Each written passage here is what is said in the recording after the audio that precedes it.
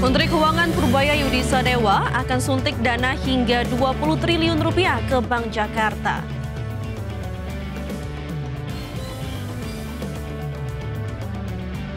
Realisasi investasi nasional hingga kuartal 3 2025 dipastikan mencapai 1.400 triliun rupiah. Digelar di Mesir, perundingan resolusi perdamaian di jalur Gaza libatkan perwakilan Hamas dan pemerintah Israel.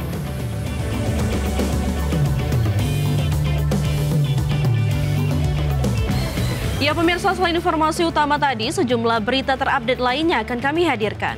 Dan Anda juga bisa menyaksikan kami melalui live streaming di idxchannel.com. Saya Fajar Wayong. Dan saya Vina Munawar, inilah Prime Market Highlights.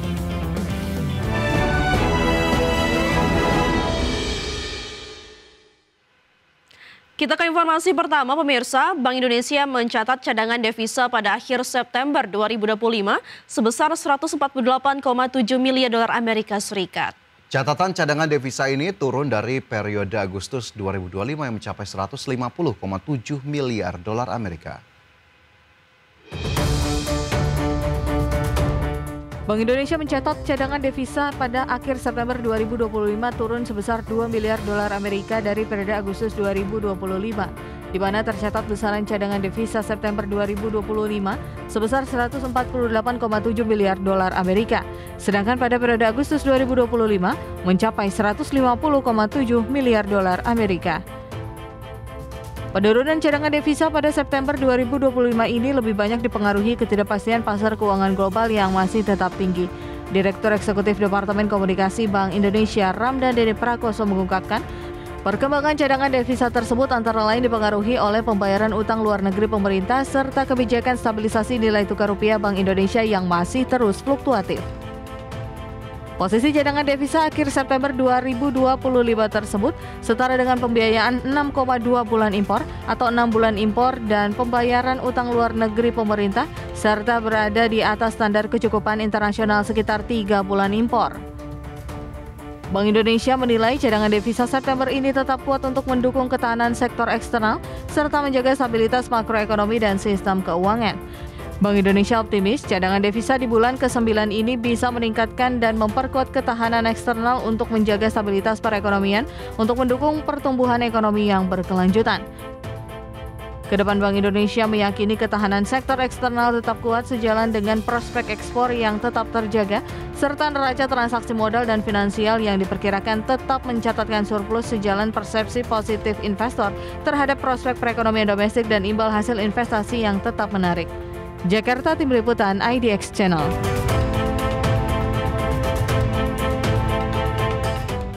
Pemerintah Amerika Serikat resmi mengalami government shutdown. Kondisi ini dikhawatirkan akan berdampak terhadap proses negosiasi perdagangan Indonesia dengan Amerika Serikat.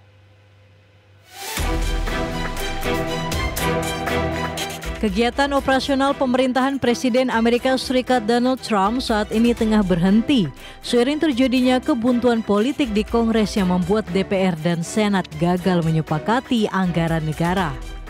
Akibatnya pemerintahan federal berhenti beroperasi sebagian atau dikenal dengan istilah government shutdown. Meski dinilai tidak terlalu berdampak terhadap aktivitas perdagangan antar negara, baik Indonesia dengan Amerika Serikat dan negara lainnya, namun dikhawatirkan akan menghambat proses negosiasi perdagangan yang tengah dilakukan pemerintah saat ini. Menko Bidang Perekonomian Erlangga Hartarto mengungkapkan, government shutdown berdampak kepada proses perundingan dagang mengenai tarif impor Indonesia dengan Amerika Serikat. Saat ini, kedua negara masih menyusun dokumen hukum atau legal drafting untuk menerapkan tarif resiprokal Indonesia yang sudah ditetapkan sebesar 19% dan 0% untuk sebaliknya. Pemerintah sendiri masih mengupayakan negosiasi untuk pengecualian sejumlah komoditas Indonesia dari bea masuk ke Amerika, di mana proses bilateral masih berlangsung antara tim negosiator Indonesia dengan pemerintah Amerika Serikat. Berbagai sumber IDX Channel.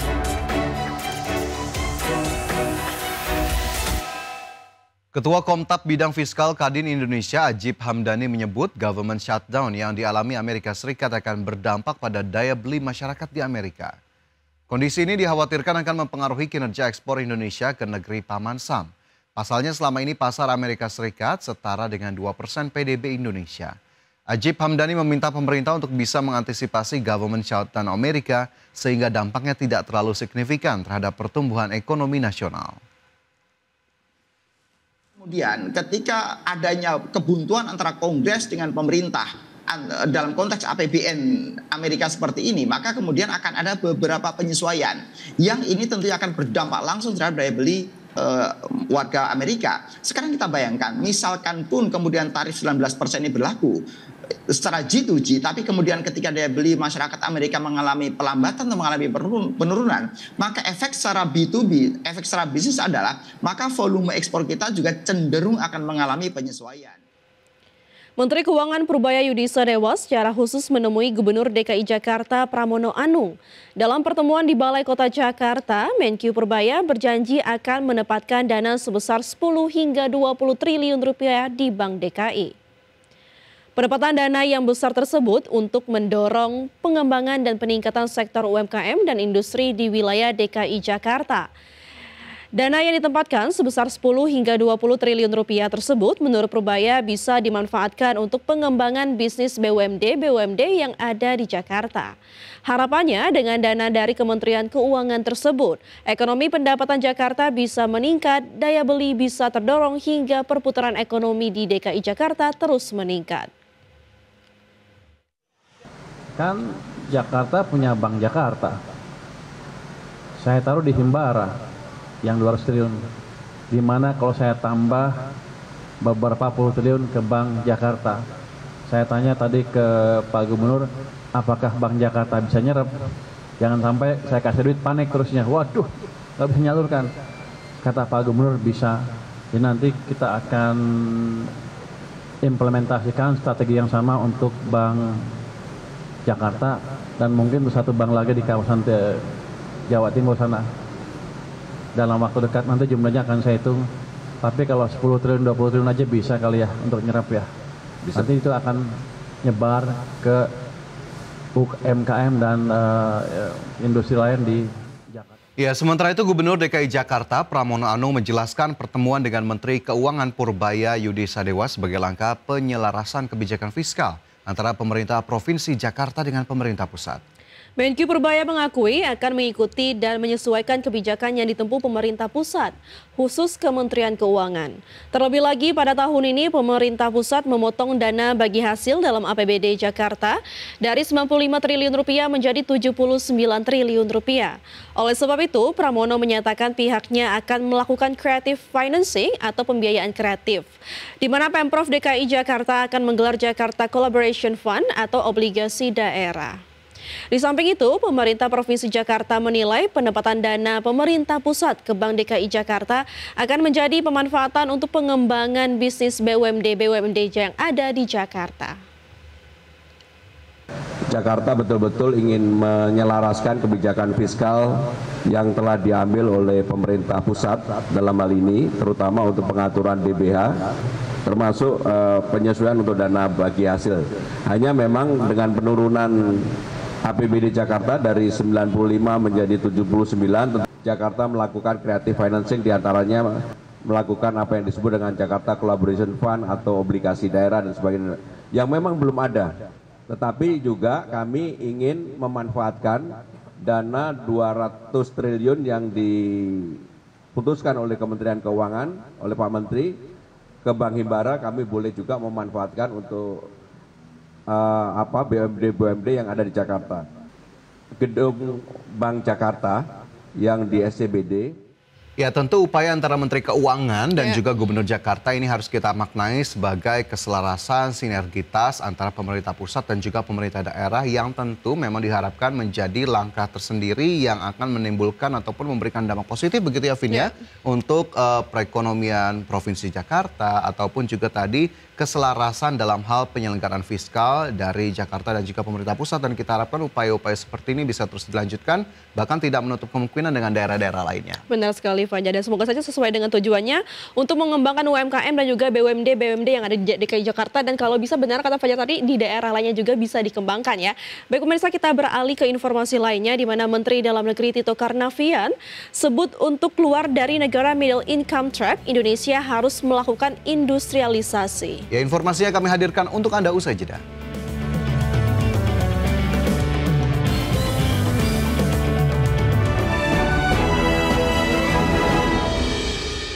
Kembali bersama kami di Market Highlights, pemirsa. Menteri Koordinator Bidang Perekonomian Erlangga Hartarto mengungkapkan bahwa realisasi investasi nasional hingga kuartal 3 2025 telah mencapai 1.400 triliun rupiah. Ya, Erlangga menekankan capaian ini menjadi bukti kuatnya daya tarik Indonesia di mata investor di tengah situasi global yang masih penuh ketidakpastian. Menteri Koordinator Bidang Perekonomian Erlangga Hartarto mengungkapkan bahwa realisasi investasi nasional hingga kuartal 3 2025 telah mencapai 1.400 triliun rupiah. Capaian ini sudah setara 73,68% dari target investasi tahun ini sebesar 1.900 triliun rupiah. Erlangga menekankan bahwa capaian ini menjadi bukti kuatnya daya tarik Indonesia di mata investor di tengah situasi global yang masih penuh ketidakpastian. Pemerintah juga terus menggenjot peran investasi sebagai penggerak pertumbuhan ekonomi dan penciptaan lapangan kerja. Menurut Erlangga, berbagai program strategis telah dijalankan, seperti penyaluran kredit usaha rakyat ke 3,46 juta pelaku UMKM dan program KUR perumahan yang ditargetkan membiayai pembangunan 320.000 rumah. Dari CEO Danantara, ini di kuartal ketiga targetnya tercapai, jadi sekitar 1.400 triliun. Dari target kita di akhir tahun ini, Pak Basuki, 1.900 triliun. Kenapa investasi penting? Karena salah satu komponen daripada pertumbuhan ekonomi adalah investasi, dan investasi juga terkait langsung dengan lapangan pekerjaan. Cadangan devisa kita juga baik. Tak hanya itu, deregulasi perizinan usaha juga telah dilakukan melalui regulasi baru yang mulai berlaku 5 Oktober 2025 yang mewajibkan semua instansi menerbitkan izin usaha maksimal dalam 20 hari kerja.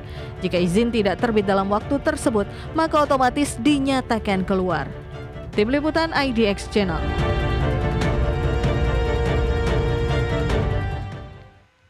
Pemirsa, Kementerian PPN atau Bappenas mendorong transformasi ekonomi Indonesia untuk keluar dari jebakan negara pendapatan menengah melalui peluncuran Master Plan Produktivitas Nasional yang diharapkan menjadikan produktivitas sebagai penggerak pembangunan nasional menuju Indonesia Emas 2045.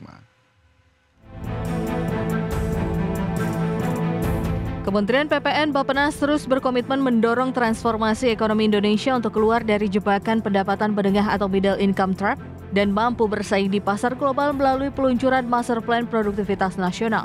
Menteri Perencanaan Pembangunan Nasional Kepala Badan Perencanaan Pembangunan Nasional Rahmat Pambudi mengungkapkan, Master Plan ini diharapkan menjadi instrumen bersama untuk menjadikan produktivitas sebagai motor penggerak utama pembangunan nasional menuju Indonesia Emas 2045. Meningkatnya daya saing sumber daya manusia itu harus dimulai dari productivity. Dan productivity harus dimulai daripada ekosistem yang bisa kita lakukan. Pengalaman kita dari kantor ini juga demikian. Kenapa periode tahun 70 sampai tahun 80 sampai tahun 90 kita sangat produktif? Karena ekosistem kita mendorong kita berbuat produktif. Dan itu tercermin dalam pertumbuhan ekonomi yang tinggi, inflasi yang rendah dan terjaga. Seperti diketahui melalui kolaborasi dengan Asian Productivity Organizations, Master Plan Produktivitas Nasional menghadirkan kerangka awal yang akan menjadi panduan bagi Indonesia dalam mengarahkan pembangunan menuju era productivity-led growth. Peningkatan produktivitas tidak hanya menyangkut ekonomi, tetapi juga kesejahteraan masyarakat. Tim Liputan IDX Channel. Menteri Dalam Negeri Tito Karnavian mengungkapkan untuk keluar dari negara middle income trap, Indonesia harus melakukan industrialisasi. Tito menyebut industrialisasi bukan hanya dalam bidang teknologi manufaktur saja, namun juga harus diperluas ke sektor pertanian, perkebunan, perikanan yang tidak banyak dimiliki negara lain. Tito menilai potensi sektor-sektor tersebut sangat besar untuk mendorong pertumbuhan ekonomi dalam negeri. Tito mengakui Indonesia masih lamban menjalankan hilirisasi. Indonesia hanya mampu menjual raw material saja, di mana Tito mencontohkan hasil perkebunan kelapa di Indonesia hanya dijual dengan harga Rp3.000 per kilogram. Namun di negara Tiongkok yang melakukan hilirisasi, produk kelapa harganya bisa mencapai Rp145.000 per liter. Indonesia ini memiliki khas kekuatan dari sisi pertanian, perkebunan, perikanan yang mungkin nggak dimiliki banyak negara lain, Pak. Tapi kita lemah di bidang hilirisasinya. Kita hanya menjual raw materialnya saja. Kelapa dijual Rp2.000, Rp3.000. Tapi kita memiliki potensi kelapa luar biasa. Di China mereka melakukan hilirisasi. Air kelapanya dibuat kemasan menjadi mahal harganya. Minuman sehat. Kemudian juga daging kelapanya dibuat macam-macam produk, bukan hanya santan atau apa dimakan begitu saja. Jadi tepung dan lain-lain. Kemudian juga batoknya bisa dijadikan arang, briket dan lain-lain. Kemudian sabutnya bisa digunakan untuk produk-produk yang lain. Menteri Ketenagakerjaan Yasir Lee mengungkapkan Master Plan Produktivitas Nasional menjadi salah satu fokus Kementerian Ketenagakerjaan. Ya, menurutnya produktivitas nasional menjadi kunci penting mendorong daya saing industri di kancah global. Yasir Lee mengakui bahwa produktivitas SDM nasional masih rendah. Ia mengungkapkan maraknya pemutusan hubungan kerja kepada karyawan, salah satunya disebabkan oleh kurangnya daya saing baik dari sisi sumber daya manusia maupun industri. Untuk meningkatkan daya saing produk nasional, Yasir Lee meminta bonus demografi yang dimiliki Indonesia harus dimanfaatkan semaksimal mungkin agar mampu memberikan value bagi produktivitas ketenagakerjaan nasional. Untuk meningkatkan produktivitas, Kemnaker akan menyiapkan ekosistem jejaring internasional melalui Asian Productivity Organization serta melakukan asesmen dan pengukuran produktivitas ke perusahaan. Salah satu penyebab PHK adalah karena memang daya saing kita itu kurang. Ya, resilience. Daya saing kurang tentu salah satu faktornya banyak, maka produktivitas dari industri kita juga kemudian lemah. Kemampuan kita untuk menggunakan resources yang tersedia untuk kemudian menghasilkan produk, kemudian orang bisa lebih murah, lebih efisien, ya, kemudian berkualitas lebih baik, dan itu semua menggambarkan produktivitas dalam konteks mikro. Kemudian Bapak dan Ya, langkah Kemenaker untuk menyiapkan master plan terkait produktivitas tenaga kerja Indonesia ini sudah sangat strategis ya. Karena salah satu kunci untuk keluar dari jebakan middle income trap adalah dengan pengembangan sumber daya manusianya. Dimana dengan demografi kita yang sangat menguntungkan, kita bisa menyiapkan sumber daya manusia yang tidak hanya banyak tapi juga berkualitas agar sumber daya manusia ini bisa menuntun ekonomi Indonesia ke depannya. Ya, tentu untuk mengembangkan produktivitas nasional yang pada akhirnya bisa mengangkat Indonesia keluar dari middle income trap, tidak hanya harus dilakukan oleh pihak swasta, tapi pemerintah juga harus turut serta agar kemudian tidak hanya melakukan memberikan dorongan begitu ya, ataupun hanya memberikan stimulus, tapi juga turut serta bagaimana kemudian akhirnya produktivitas bisa meningkat, kemudian juga pendapatan per kapita masyarakat juga ikut mengalami peningkatan agar kemudian semua lini melakukan upayanya masing-masing sehingga akhirnya tujuan-tujuan terutama Indonesia Emas 2045 naik kelas ke negara berpendapatan tinggi ini bisa tercapai dalam waktu yang sesingkat-singkatnya agar kemudian masyarakat pula yang nanti akan mendapatkan manfaat yang cukup besar ataupun yang sangat positif dari kenaikan status Indonesia tersebut. Baik, kita tinggalkan informasi soal produktivitas tadi, pemirsa, kita bergeser ke informasi lainnya di mana Menko Infrastruktur dan Pembangunan Kewilayahan Agus Harimurti Yudhoyono mengakui adanya tantangan dalam mewujudkan target zero odol. Informasi selengkapnya usai jeda berikut ini.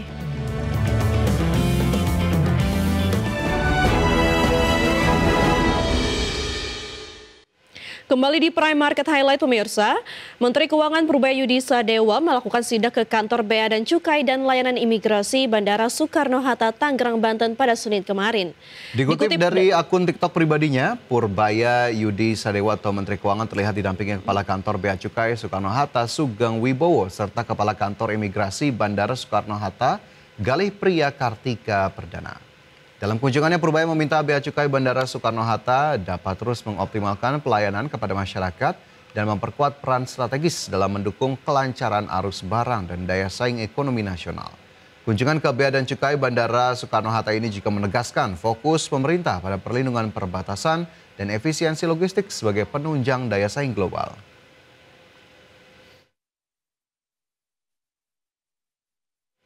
Menteri Keuangan Purbaya Yudi Sadewa secara maraton sidak sejumlah bank BUMN. Sidak dilakukan untuk mengecek penyaluran kredit bank plat merah tersebut.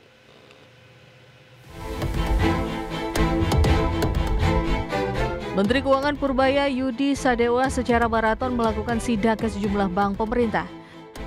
Terbaru, Menteri Purbaya mendatangi Bank Mandiri. Dalam sidak ke Bank Mandiri tersebut, Menteri Keuangan Purbaya mengungkapkan bahwa 70% dari dana stimulus pemerintah senilai 200 triliun rupiah sudah terserap dan berputar di masyarakat. Dana tersebut disalurkan melalui bank-bank himbara untuk mendukung pertumbuhan kredit dan konsumsi.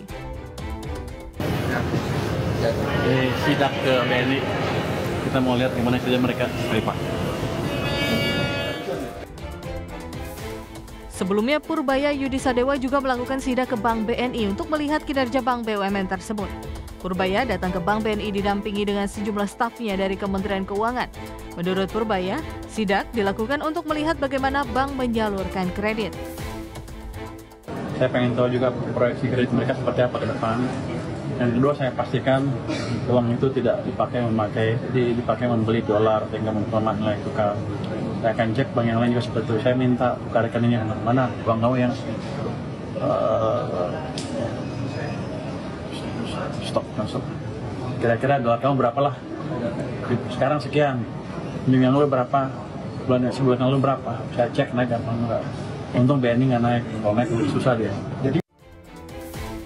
Sebelumnya, Menteri Purbaya mengucurkan dana sebesar 200 triliun rupiah ke sejumlah bank pemerintah. Dana tersebut digunakan untuk memacu pertumbuhan ekonomi Indonesia. Tim Liputan IDX Channel. Kita ke informasi lain, pemirsa. Menteri Koordinator Bidang Infrastruktur dan Pembangunan Kewilayahan Agus Harimurti Yudhoyono mengakui adanya tantangan dalam mewujudkan target Zero Over Dimension Overload atau ODOL. Salah satunya tingginya ongkos logistik yang kerap membuat sebagian pelaku usaha tergoda melanggar aturan dimensi dan muatan kendaraan.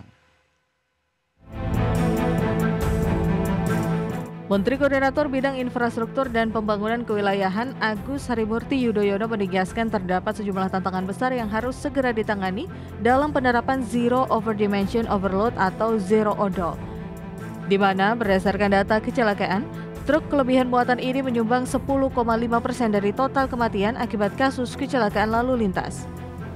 AHY mengungkapkan setidaknya 5 tantangan utama dalam merealisasikan kebijakan Zero ODOL, yakni pertama, tingginya ongkos logistik yang kerap membuat sebagian pelaku usaha tergoda melanggar aturan dimensi dan muatan kendaraan.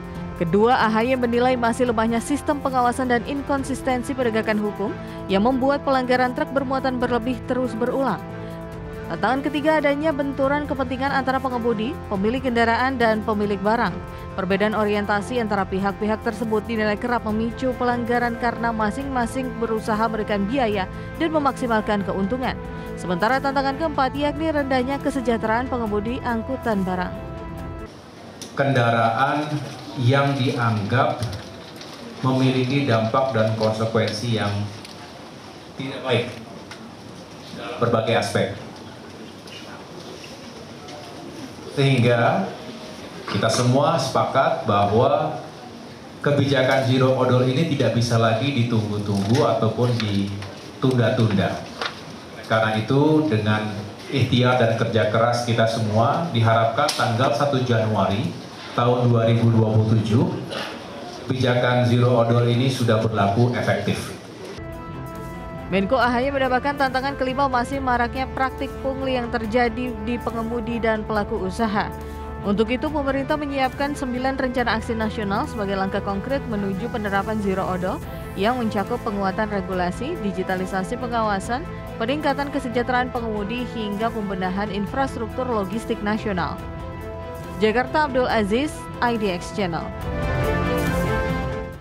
Ke informasi berikutnya pemirsa, Kementerian Lingkungan Hidup atau Badan Pengendalian Lingkungan Hidup memastikan turut membantu pencapaian Net Zero Emission atau NZE pada 2060. Salah satunya melakukan pemulihan ekosistem gambut dan mangrove. Upaya pemulihan ekosistem lahan basah Indonesia, khususnya gambut dan mangrove, dinilai sebagai strategi penting menghadapi krisis iklim dan mencapai target zero emission. Menteri Lingkungan Hidup Hanif Faisal Nurofik menyebutkan Indonesia memiliki sekitar 13,36 juta hektar lahan gambut dengan cadangan karbon mencapai 57 gigaton yang menjadikannya salah satu penyerap karbon terbesar di dunia. Namun lebih dari 3,3 juta hektar diantaranya mengalami kerusakan akibat drainase, konversi lahan dan praktik pembukaan lahan dengan api. Untuk itu pemerintah telah melakukan upaya rehabilitasi lahan gambut, salah satunya melalui Nusantara Versari Green Fest, di mana PLN Nusantara Power melakukan penanaman 16.213 pohon di lahan seluas 20 hektar. Dengan potensi reduksi emisi karbon mencapai 486 ton karbon dioksida per tahun. Upaya masif yang dijanjikan oleh Bapak Presiden untuk net zero emission di tahun 2060. Tahun 2060 artinya bahwa 12,7 juta hektar lahan ini harus selesai kita tanam. Kemudian yang 750 ini harus selesai kita tanam. Kemudian tidak boleh ada lagi degradasi hutan. Kemudian hutan-hutan yang jarang, mangrove jarang juga harus ditingkatkan volume tanamannya. Dengan demikian maka Indonesia benar-benar berkontribusi penuh dalam rangka penurunan emisi gas rumah kaca yang hari ini telah menimbulkan dampak yang luar. Ya, kita beralih ke informasi lainnya. Pemirsa, kali ini informasi datang dari event MotoGP Mandalika ya, Vin. Kemarin kita tahu ini tentunya menarik perhatian publik dan antusiasme menyambut dari event MotoGP Mandalika yang memang kemarin sudah digelar dan ya kita tahu penontonnya juga luar biasa. Dan ternyata pemirsa tidak hanya menyajikan aksi dari para pembalap MotoGP yang menyuguhkan keseruan, ternyata event ini sukses digelar dan pecah rekor dengan jumlah penonton terbanyak. Ya, event ini juga berdampak pada perputaran ekonomi yang diklaim mencapai 4,8 triliun rupiah dari berbagai sektor. Sirkuit Mandalika Lombok Tengah, Nusa Tenggara Barat kembali mencatat sejarah dengan sukses menggelar MotoGP Indonesia 2025. Event yang keempat kalinya ini berhasil memecahkan rekor jumlah penonton terbanyak mencapai 142.000 penonton. Tak hanya itu, event berskala internasional ini juga diklaim menghasilkan perputaran ekonomi hingga 4,8 triliun rupiah. Menurut Menteri Pemuda dan Olahraga Erick Thohir, jumlah tersebut merupakan perhitungan dari berbagai sektor, diantaranya sektor akomodasi, transportasi, kuliner, hingga penjualan produk kreatif masyarakat. Erick menyebut capaian ini merupakan hasil kerjasama yang solid berbagai pihak, mulai dari pemerintah pusat dan daerah, pelaku industri, hingga Kementerian Pariwisata. Meski sukses menggelar event internasional, Erick berharap evaluasi terus ditingkatkan agar penyelenggaraan MotoGP di masa depan bisa lebih baik. Ini hal yang prestasi, kita bisa lihat pemerintah, dari industri semua, ada Pertamina, dari Menteri Pariwisata, pemerintah daerah, kita solid bekerja sama untuk memastikan event MotoGP ini sebagai bagian penting daripada promosi Indonesia. Apa ada evaluasi? Evaluasi harus terus kita tingkatkan ya. Saya rasa untuk tadi jumlah hotel yang mudah-mudahan banyak investor yang bisa investasi. Makanya tadi ada Wamen Pak Todo dari Wamen Investment kita undang, siapa tahu bisa undang lebih banyak lagi. Kalau Indonesia pernah sukses bangun Nusa 2, pasti di sini juga bisa sukses. Hingga Juni 2025, KEK Mandalika mencatat realisasi investasi sebesar 5,7 triliun dengan penyerapan tenaga kerja mencapai 19.010 orang dan 28 pelaku usaha aktif yang beroperasi di dalam kawasan. Dari Lombok Tengah, Emma Widiawati, IDX Channel. Pemirsa, Perdana Menteri Prancis Sebastien Lecornu resmi mengundurkan diri. Informasinya kami hadirkan untuk Anda sesaat lagi.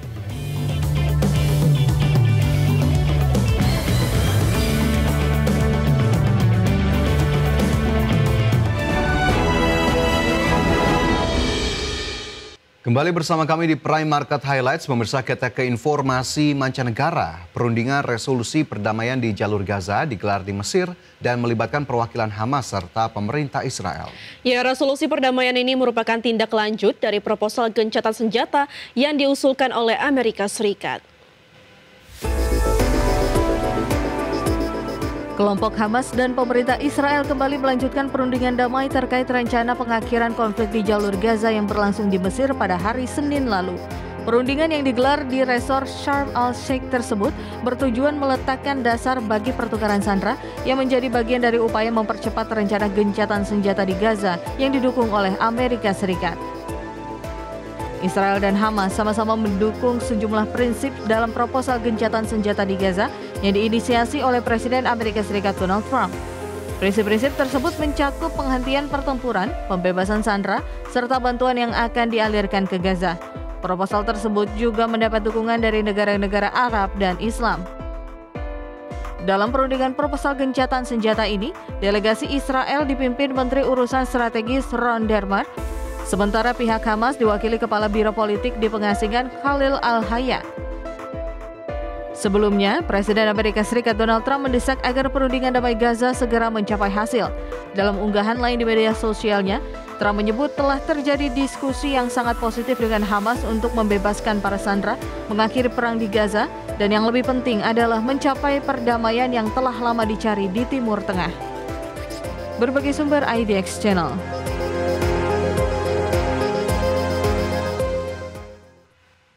Pemirsa, Iran menyatakan belum berencana untuk melanjutkan perundingan nuklir dengan negara-negara Eropa. Saat ini Iran tengah berfokus pada tindakan 3 negara Eropa yang mengaktifkan mekanisme snapback terhadap Iran di PBB. Pemerintah Iran menyatakan belum berencana untuk melanjutkan perundingan nuklir dengan negara-negara Eropa usai Iran terkena pemberlakuan kembali sanksi pada September lalu. Juru bicara Kementerian Luar Negeri Iran, Esmail Baghaei, menjelaskan fokus pemerintah Iran saat ini adalah meninjau dampak dan konsekuensi dari tindakan yang diambil oleh 3 negara, yakni Inggris, Prancis, dan Jerman, yang mengaktifkan mekanisme snapback terhadap Iran di PBB. Sanksi PBB diberlakukan kembali terhadap Iran pada bulan September atas apa yang dinyatakan oleh negara-negara Barat sebagai kegagalan Iran untuk mematuhi kesepakatan tahun 2015 yang mengatur program energi nuklir negara tersebut. Tujuan dari kesepakatan tersebut adalah untuk menghentikan Iran mengembangkan bom nuklir dengan menawarkan insentif. Namun Iran mengabaikan ketentuan yang telah disepakati setelah pemerintah Amerika Serikat menarik diri dari perjanjian tersebut pada tahun 2018. Berbagai sumber IDX Channel. Pemirsa, sebuah masjid diserang di dekat Brighton, Inggris pada Sabtu pekan lalu. Polisi pun menyatakan pembakaran tersebut sebagai kejahatan berdasarkan kebencian.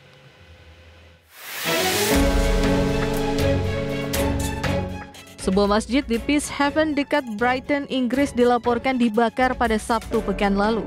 Polisi kini menangani kasus tersebut sebagai tindak kejahatan kebencian di tengah meningkatnya ketegangan politik dan sosial di Inggris. Sejumlah laporan menyebut 2 orang berpakaian serba hitam memaksa masuk dan menyiramkan bensin untuk menyalakan api pada sekitar pukul 22 waktu setempat.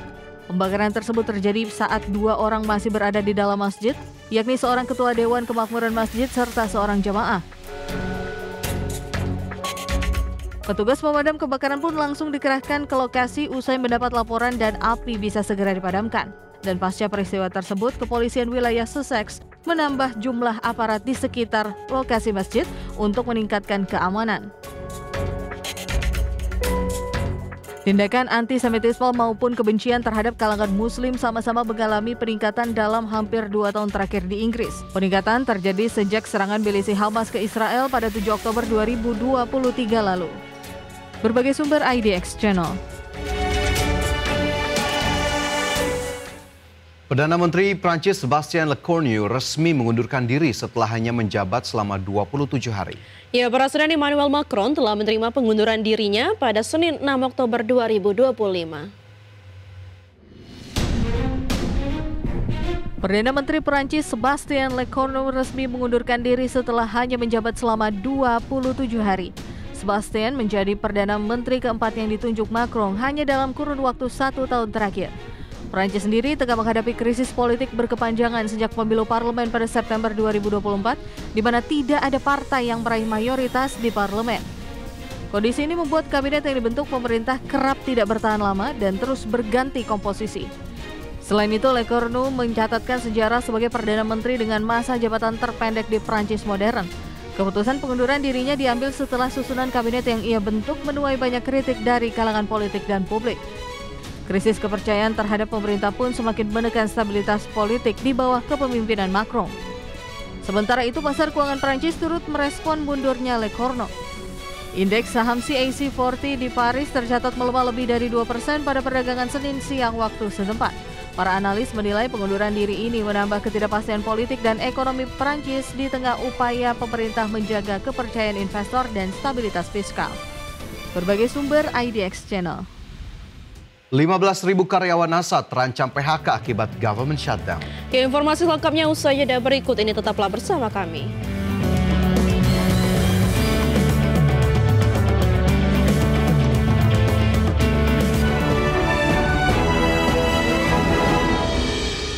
Kembali bersama kami pemirsa, Vietnam mencatat pertumbuhan ekonomi sebesar 8,23% di sepanjang kuartal 3 2025. Aktivitas manufaktur di Vietnam mampu meredam dampak dari pemberlakuan tarif resiprokal sebesar 20% sejak awal Agustus lalu. Pertumbuhan ekonomi Vietnam melaju lebih cepat dari perkiraan pada kuartal 3 2025. Pertumbuhan tersebut ditopang aktivitas manufaktur dan bisnis yang mampu meredam dampak tarif resiprokal yang diberlakukan oleh Amerika Serikat sejak awal Agustus lalu. Berdasarkan data Kantor Statistik Nasional Vietnam yang dirilis hari ini, produk domestik bruto Vietnam pada kuartal 3 2025 tumbuh 8,23% secara tahunan. Angka tersebut melampaui estimasi median analis yang disurvei Bloomberg, yakni sebesar 7,15%. Sementara itu, pertumbuhan ekonomi Vietnam di kuartal 2 2025 juga direvisi naik menjadi 8,19% dari perkiraan sebelumnya 7,96%. Adapun secara keseluruhan, pertumbuhan PDB Vietnam pada kuartal 1 hingga kuartal 3 2025 mencapai 7,85% secara tahunan. Kantor Statistik Nasional Vietnam menyebut kenaikan aktivitas manufaktur terjadi karena banyak perusahaan mempercepat produksi menjelang tenggat penerapan tarif resiprokal Amerika Serikat. Adapun sektor industri tetap menjadi motor utama ekspansi ekonomi Vietnam, dengan sektor manufaktur naik 9,92% sepanjang Januari-September 2025 dibandingkan periode yang sama tahun lalu. Pemerintah Vietnam tetap menargetkan pertumbuhan ambisius di rentang 8,3 hingga 8,5% pada 2025. Meskipun Presiden Amerika Serikat Donald Trump telah memberlakukan tarif 20% terhadap ekonomi Vietnam yang sangat bergantung pada ekspor. Berbagai sumber IDX Channel. Dua proposal pendanaan pemerintah dari Partai Demokrat dan Partai Republik sama-sama gagal disetujui di Senat. Akibatnya, penutupan sebagian pemerintahan Federal Amerika Serikat kini terus berlanjut dan memasuki hari ke-7. Dua proposal pendanaan pemerintah dari Partai Demokrat dan Partai Republik sama-sama gagal disetujui di Senat dan menyebabkan government shutdown terus berlanjut. Gedung Putih menyebut Presiden Donald Trump siap menghadapi pertempuran politik ini. Trump bahkan mengklaim Partai Republik memenangkan kebuntuan meski sebagian anggota partainya khawatir dengan potensi dampak politiknya. Situasi ini menambah tekanan di Washington jelang tenggat waktu pembahasan anggaran baru. Adapun Partai Demokrat mendorong agar subsidi tambahan dalam program Obamacare tetap diperpanjang melalui RUU pendanaan sementara. Namun Partai Republik menolak dan menyebut isu tersebut sebaiknya dibahas di akhir tahun. Perbedaan tajam ini membuat negosiasi kembali buntu dan memperpanjang penutupan layanan publik. Presiden Trump sebelumnya telah mengancam akan melakukan gelombang PHK terhadap pegawai federal jika kebuntuan tak kunjung selesai. Direktur Dewan Ekonomi Nasional Kevin Hassett menyebut masih ada peluang Partai Demokrat mundur sebelum langkah ekstrim itu ditempuh. Sementara Direktur Anggaran Gedung Putih Russell Vought memperingatkan penutupan yang berkepanjangan bisa memukul perekonomian Amerika Serikat. Berbagai sumber IDX Channel. Pemirsa, government shutdown yang terjadi di Amerika Serikat berdampak pada 15.000 karyawan Badan Penerbangan dan Antariksa Nasional atau NASA yang terancam pemutusan hubungan kerja. Selain itu, 3.000 pekerja NASA akan bekerja tanpa dibayar atau hanya bekerja dalam paruh waktu. Sebanyak 15.000 pegawai Badan Penerbangan dan Antariksa Nasional Amerika Serikat atau NASA akan menghadapi pemutusan hubungan kerja karyawan. Ancaman PHK tersebut timbul sebagai dampak dari government shutdown yang terjadi di Amerika Serikat. Selain 15.000 pegawai terancam PHK, government shutdown di Amerika Serikat mengakibatkan 3.000 pekerja NASA akan bekerja tanpa dibayar atau bekerja hanya paruh waktu. Kepala Sumber Daya Manusia NASA Kelly Elliott mengatakan, karyawan yang terlibat dalam misi Artemis dengan kontraktor SpaceX dan Blue Origin akan tetap bekerja selama terjadinya government shutdown. Karyawan NASA diperkirakan akan menerima gaji setelah pembukaan kembali pemerintah Amerika Serikat. Sementara itu, dalam memo terpisah, pejabat Kepala Keuangan NASA Steve Shin memaparkan rincian tentang misi yang akan didukung selama government shutdown. Shin menyebut NASA akan terus mendukung operasi terencana Stasiun Luar Angkasa Internasional serta misi satelit apapun yang sedang dalam tahap operasi. Berbagai sumber IDX Channel.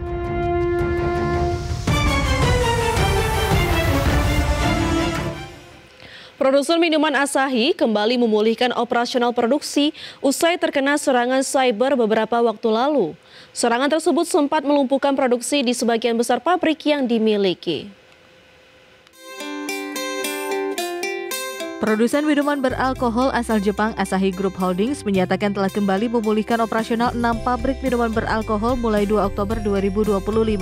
Pemulihan dilakukan setelah sebelumnya Asahi mendapat serangan cyber yang memaksa perseroan menghentikan produksi dan pengiriman selama beberapa hari. Juru bicara Asahi mengatakan perusahaan masih menyelidiki penyebab utama insiden serangan cyber dan juga sedang menilai potensi dampak serangan cyber terhadap pendapatan. Sebelumnya, Asahi menyatakan bahwa sebagian besar dari 30 pabrik di Jepang sempat menghentikan produksi meski tidak diungkapkan secara pasti fasilitas yang terdampak serangan cyber tersebut. Manajemen Asahi juga menambahkan bahwa belum ada kepastian mengenai kapan sistem akan sepenuhnya pulih. Serangan ransomware ini sempat memicu kekhawatiran bahwa para pengecer mungkin akan kehabisan stok sejumlah minuman produksi Asahi, di mana sejumlah perusahaan retail seperti 7&I Holdings, Lawson, serta Family Mart telah memperingatkan pelanggan tentang kemungkinan kelangkaan stok produk minuman beralkohol produksi Asahi. Berbagai sumber IDX Channel. Pemirsa, Aston Martin mengeluarkan peringatan laba setelah terdampak tarif impor baru yang diberlakukan Presiden Amerika Serikat Donald Trump. Ya, produsen mobil mewah asal Inggris tersebut kini memproyeksikan kerugian lebih besar dari 110 juta pound sterling dan mendesak dukungan pemerintah Inggris.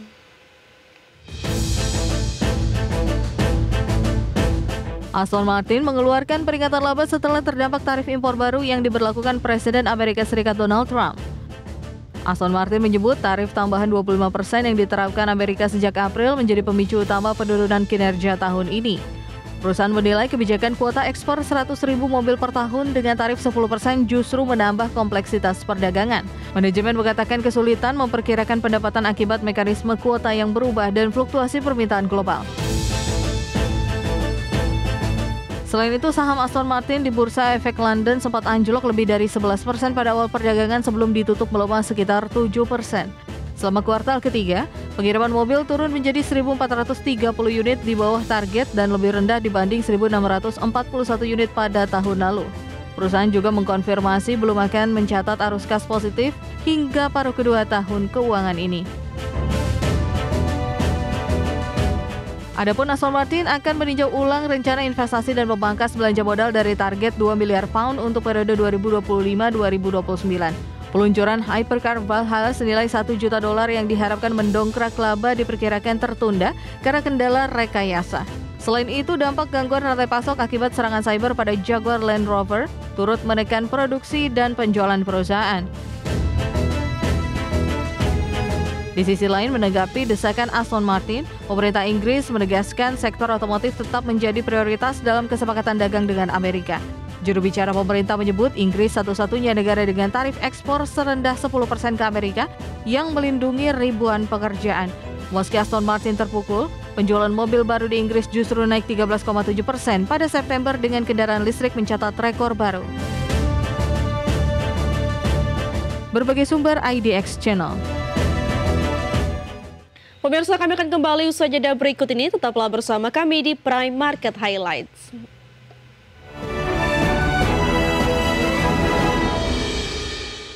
Kembali bersama kami, pemirsa. Advanced Micro Devices atau AMD mengumumkan kerjasama besar dengan OpenAI untuk memasok chip kecerdasan buatan senilai puluhan miliar dolar Amerika per tahun.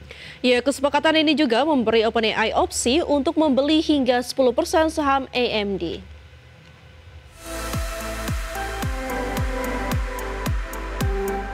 Advanced Micro Devices atau AMD mengumumkan kerjasama besar dengan OpenAI untuk memasok chip kecerdasan buatan senilai puluhan miliar dolar Amerika per tahun.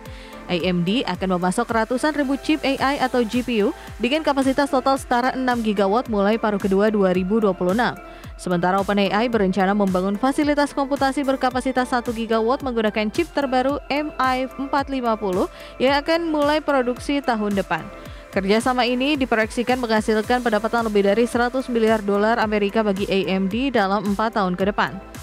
Sebagai bagian dari kesepakatan, AMD menerbitkan waran yang memberi OpenAI hak membeli hingga 160 juta saham dengan harga simbolis 0,01 dolar Amerika per saham. Hak tersebut akan diberikan bertahap berdasarkan capaian target bersama, termasuk jika harga saham AMD mencapai 600 dolar Amerika per saham. Dengan kapitalisasi pasar saat ini mencapai 267 miliar dolar Amerika, nilai kesepakatan ini dinilai strategis bagi kedua perusahaan. CEO OpenAI Sam Altman menyebut kerjasama ini akan mempercepat pembangunan infrastruktur AI berskala besar untuk kebutuhan masa depan.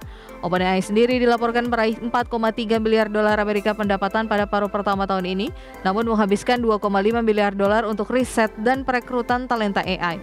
Analis memperkirakan AMD akan mencatat pendapatan 32,78 miliar dolar Amerika pada tahun ini, didorong oleh lonjakan permintaan chip AI. Adapun saham AMD melonjak lebih dari 35% dalam perdagangan prapasar dan berpotensi mencapai level tertinggi sejak Maret 2024. Sebaliknya, saham Nvidia turun 1% dan Broadcom melemah 1,5% setelah kabar kesepakatan ini muncul.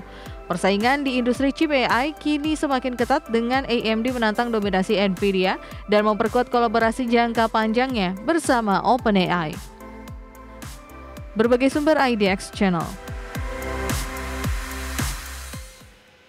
Pemirsa, kita beralih ke informasi lainnya, di mana superstar Bollywood Shah Rukh Khan resmi masuk jajaran orang terkaya di India. Ya, menurut Hurun India Rich List 2025, kekayaan bersihnya kini mencapai 1,4 miliar dolar Amerika atau sekitar 23 triliun rupiah.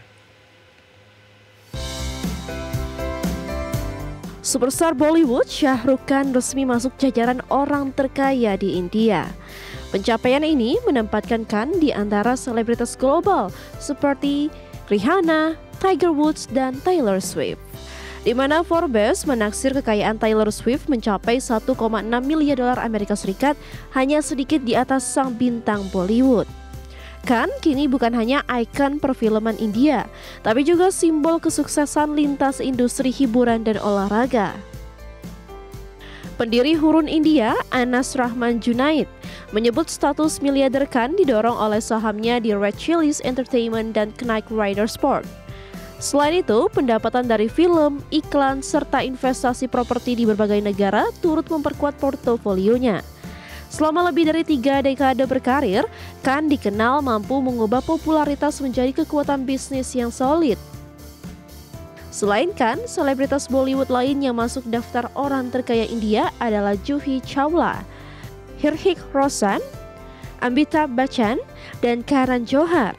Mereka menjadi bagian kecil dari daftar yang didominasi taipan teknologi dan industri besar India. Dengan pencapaian ini, Shah Rukh Khan menegaskan statusnya bukan hanya sebagai King of Romance, tapi juga King of Fortune. Berbagai sumber, IDX Channel. Baik pemirsa, sudah 1 jam kami menemani Anda dalam Prime Market Highlight. Dan tetap perbaharui terus informasi Anda hanya di IDX Channel, your trustworthy and comprehensive investment reference. Saya Fajar Wayon dan rekan saya Vina Munawar, terima kasih dan sampai jumpa.